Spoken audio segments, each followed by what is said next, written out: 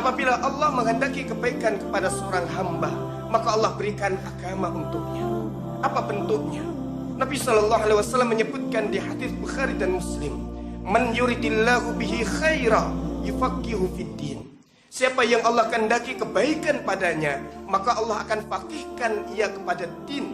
Allah akan jadikan ia faham kepada agama ini.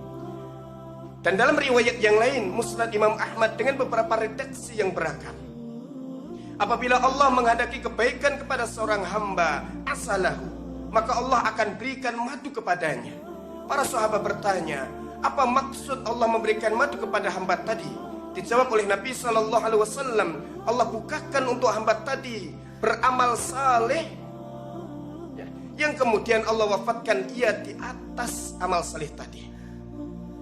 Wa fi riwayatin idza aradallahu bi 'abdin khairan ista'malah. Kalau Allah menghendaki kebaikan kepada seorang hamba, maka Allah memperkerjakannya.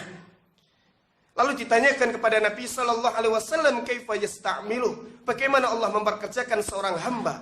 Beliau menjawab, yuwaffiqhu li'amalin salihin qabla mautih.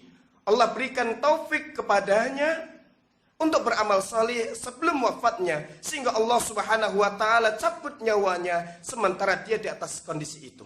Ikhwatanal iman rahimani wa rahimakumullah, apabila Allah menghendaki kebaikan kepada seorang hamba, maka Allah akan jadikan ia faqih kepada din, dan Allah akan berikan taufik kepadanya untuk beramal saleh sampai akhir hayatnya, sehingga Allah wafatkan dia di atas amal saleh tersebut. Apabila Allah menghendaki kebaikan kepada seorang hamba, maka Allah akan berikan nikmat agama ini untuknya. Walaupun boleh jadi jatah dia berkaitan dengan rizki dunia itu tidak seberapa. Namun dengan din ini ia menjadi mulia di sisi Allah Subhanahu wa taala, sehingga Allah Subhanahu wa taala berpesan kepada nabinya, wasbir nafsaka ma'al ladina yad'una rabbahum bil ghadati wal 'ashyi yuriduna wajhah.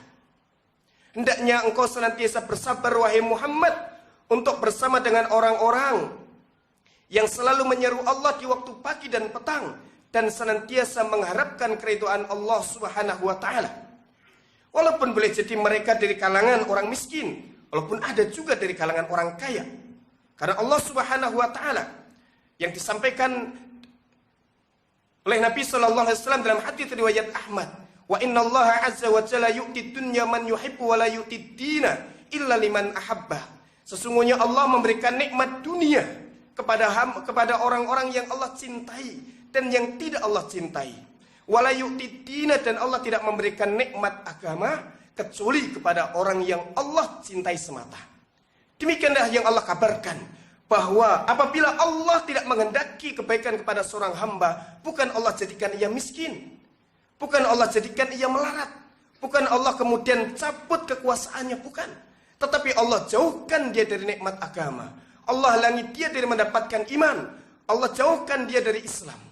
Inilah apabila Allah menghendaki keburukan kepada seorang hamba, sehingga dengan itu ia tidak tahu kebutuhan hakiki jiwanya, sehingga ia tidak akan pernah mendapatkan kebahagiaan, dan ia tidak mengetahui sumber daripada keselamatan dirinya di akhirat, sehingga ia tidak mengambilnya, dan di akhirat ia termasuk daripada orang-orang yang merugi.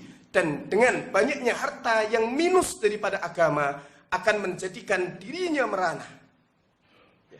Dan lebih buruk lagi adalah apabila Allah mencabut nyawanya sementara dia tidak punya iman, ia tidak berada di atas Islam, maka ini adalah kerugian yang paling besar.